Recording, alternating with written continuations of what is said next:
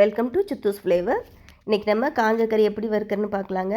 அதுக்கு மீட்டை நான் 1 மணி நேரத்துக்கு முன்னாடியே நல்லா ஊற வச்சு வாஷ் பண்ணி எடுத்து வச்சுக்கிட்டேன். கடாயில் ஒரே ட்ராப் ஆயில் விட்டுட்டு நல்லா இந்த மாதிரி மீட்டை போட்டுட்டு நல்லா ஃப்ரை பண்ணணுங்க. நல்லா அந்த கலர் சேஞ்ச் ஆகி வரணும். ஒரே ட்ராப் தான் ஆயில் விடணும். ஏன்னா மீட்லேருந்து நிறையா ஆயில் வந்துட்டு கசியுங்க இப்படி ஃப்ரை பண்ணுறப்ப. பாருங்கள், இந்த மாதிரி நல்லா வறுத்துட்டு கலர் மாறிடுச்சு பார்த்தீங்களா மீட்டு. அதே கடாயில் அப்படியே கொஞ்சம் காஞ்ச மிளகாய் போட்டு வறுத்து விட்டுக்கணுங்க. உங்களுக்கு காரத்துக்கு ஏற்ற மாதிரி நீங்கள் போட்டுக்கலாம். எனக்கு அளவாக வேணும், அளவாக வச்சுருக்கேன். கொஞ்சம் உப்பையும் போட்டு அப்படியே ஒரு பரட்டி விட்டு எடுத்துகிட்டு வந்துட்டேன். இப்போ அம்மியில் வச்சு நம்ம காஞ்ச மிளகாயையும் உப்பையும் தட்டிக்கலாம், நல்லா பவுடர் பண்ணிக்கலாம். ஃப்ரை பண்ணி வச்சுருக்க கறியை அப்படியே மேலே வச்சு அப்படியே தட்டி விடலாங்க.